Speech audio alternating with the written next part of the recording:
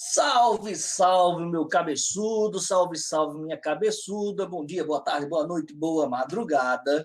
Eu estava aqui lembrando, matutando, que um dia desse, numa das minhas aulas virtuais, nessas muitas aulas virtuais pandêmicas que nós estamos trabalhando, um aluno ele pediu para que eu explicasse melhor o que era vulcão, quais eram as características vulcânicas e quais os tipos vulcânicos, como ele falou, existentes, tá? E aí eu fiquei, caramba, eu já tinha colocado no vídeo, será que você não viu? E ele disse, mas Geraldo, para mim não ficou muito claro, eu fiquei sem entender direito quais são os tipos de vulcões e o que é basicamente um vulcão. Vamos lá, vamos de cara logo responder isso. Toda vez que eu falar de vulcão, é uma abertura na crosta terrestre, onde o magma ele é expelido, onde ele consegue sair do manto e atingir a superfície. Ponto. Vulcão é uma abertura na crosta terrestre em que o magma ele consegue se expelir, sair lá de baixo do manto e atingir a superfície. Falado isso, resolvido essa questão, a gente vai para os tipos de vulcões, que não são muitos tipos, não. Pegando em miúdos, eliminando ali, cortando as arestas, corta dali, corta daqui, a gente vai ter os chamados vulcões de escudo, os vulcões de cópula de lava, os vulcões de cones de cinza, os estratovulcões, os supervulcões, os vulcões submarinos e os vulcões também subglaciais.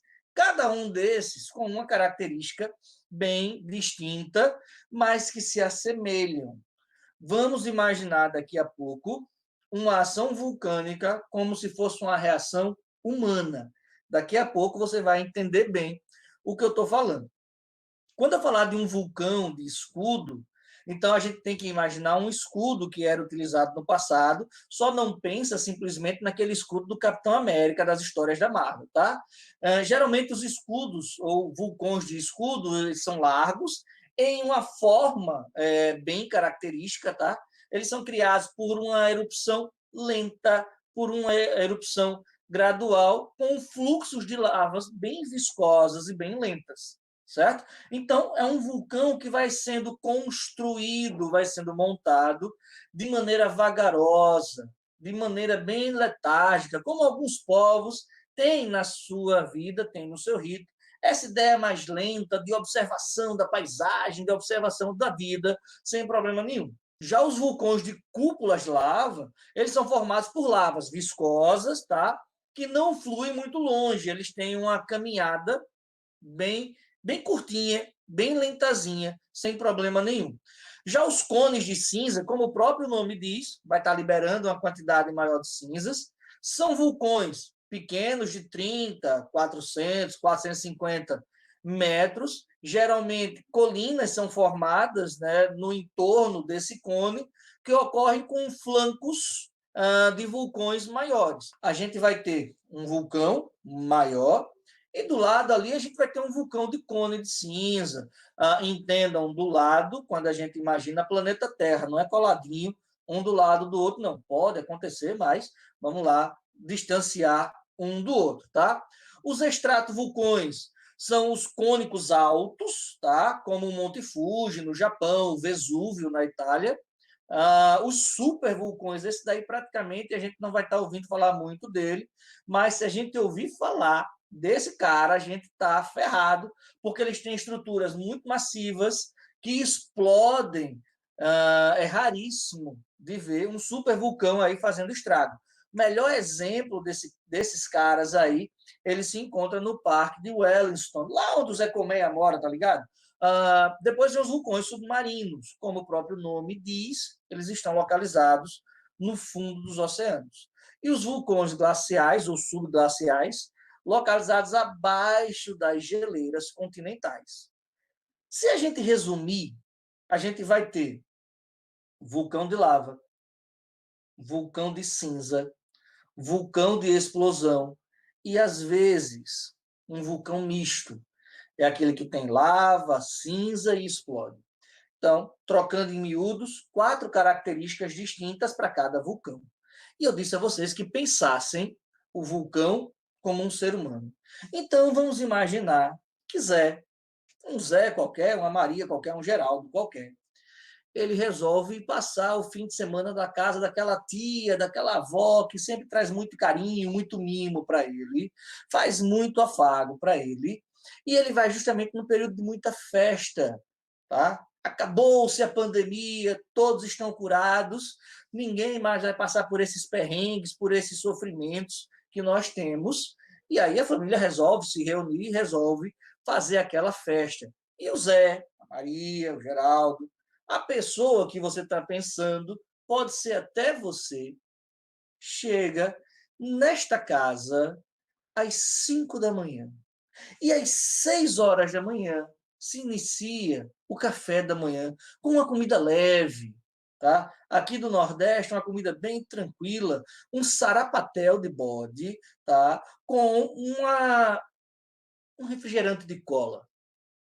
E ele toma 2 litros e come aquele sarapatel às 6 da manhã, com muita farinha, arroz e vinagrete.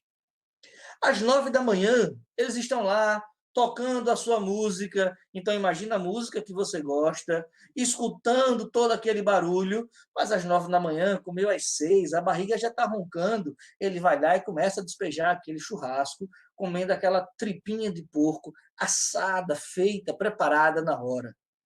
E mais 2, 3 litros de qualquer refrigerante de cola ou qualquer outro refrigerante que você queira, ou qualquer suco que você queira, um suco de manga. Imagina um suco de manga.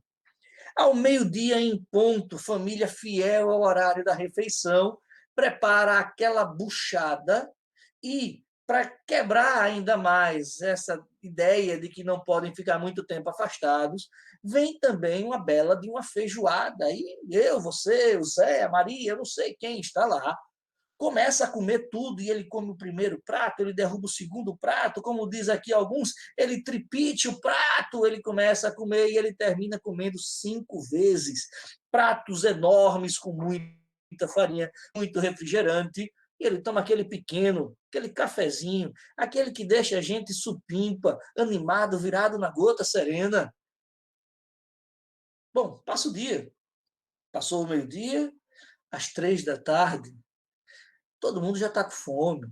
É uma festa de encontro, todo mundo falando o que viveu nesses 6 meses, as dificuldades, as dores, as angústias, e ele vai lá e come um pouquinho a mais, tem um docinho de coco, uma bananadazinha, um docinho mais forte, tá? E ele vai lá e vai derrubando aquele docinho, vai comendo aquele docinho com um moussezinho, um mousse de chocolate, um mousse de maracujá. E aí a festa continua, tá de boa, família reunida às 18 horas, porque é uma família que se alimenta nos horários corretos, e eles vão tomar o seu café. Aí na região sul, lá na região sudeste, talvez seja, vão para o jantar. Aqui no Nordeste a gente vai tomar café da noite mesmo. E o café da noite, o jantar da noite, como é uma festa, é uma recepção, eles vão derrubar uma bela de uma lasanha. E eles comem aquela lasanha, e do lado tem macarronada, do outro lado tem outra massa, mais à frente tem pizza de calabresa, e eles comem regados a muito refrigerante. Lembrem-se, eu falei o tempo todo que ele só comeu, comeu, comeu, em momento nenhum ele foi ao banheiro. Às 9 da noite, antes de ir embora para casa, você, eu, a Maria, o Zé, sei lá, já começa a alardear para a família que está na hora de ir embora, porque ele já começou a sentir aqui alguns tremores. Lembremos dos movimentos tectônicos, movimentos de placas convergentes, divergentes e transformantes. Começa a existir um movimento meio que convergente aqui nesse entorno do abdômen, e ele começa a sentir algo que está lhe fazendo mal, e ele não sabe dizer por quê. Bom, antes de ir embora, sua tia, avó, aquela pessoa maravilhosa que não pode ver o sobrinho ou o neto passando fome, diz: Meu filho, minha filha, coma aqui só esse docinho, para que você possa ir para casa sem precisar comer mais nada, de bom grado, e para não sermos chamados de mal educado, comemos mais um pouco. Isso regado a um pequeno extra forte, bem quente. Chegando em casa, meus amigos, Colocando a mão na consciência e a outra mão no ventre, começamos a sentir aquelas dores que não são de parto, mas que são muito semelhantes a movimentos de placas que se chocam quando o mundo parece que vai acabar, com mais forças do que aquele que realizou as 12 tarefas, com mais velocidade do que aquele que quebrou a barreira do som e aquele que ganhou a força de aceleração para si, começa a vir com muita intensidade. E eu não sei se você aguenta a verdade, eu não sei se você suporta a verdade. Você está preparado para a verdade? Você aguenta essa verdade?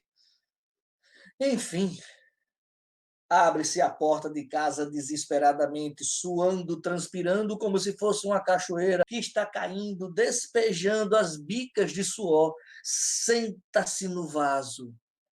E aí, meus caros, o vulcão começa a entrar em erupção. E esse vulcão ele é misto, porque ele traz as 4 características de uma vez só. Ao sair da sala, passando pelo corredor e chegando na cozinha, perto do banheiro, ele já liberou ali 2 tipos de vulcões. Ele liberou o vulcão de explosão e o vulcão de cinzas. Quem passou por ele no caminho já foi caindo 10.000 à sua direita, outros 20.000 à sua esquerda, não aguentando aquele impacto, aquela cratera vulcânica que começou a se apresentar para todos eles. Mas quando chega no banheiro, que tira a sua roupa e senta-se no vaso sanitário, voltam a aparecer outros 2 vulcões, mais uma vez o vulcão de explosão, e enfim, depois de muito comer e de todo sofrimento, o vulcão de lava. Se você entendeu quais são os 4 vulcões, então tá de boa. Mas se você não entendeu, imagina aquele dia que você teve uma dor de barriga daquelas, em que você tinha a certeza de que havia sido coroado, mas não o rei de um país, o rei de uma outra situação. Não a rainha de um país, mas a rainha, a monarca de uma outra situação. Imagina o sofrimento para alguém que começa de uma vez só a viver a experiência dos 4 vulcões dentro do seu estômago, dentro do seu intestino, e começa a transpirar como bicas. Depois que você terminar aqui a assistir essa brincadeirinha, vai na cozinha. O que é que você tem para comer hoje? Valeu? Até a próxima. Fui!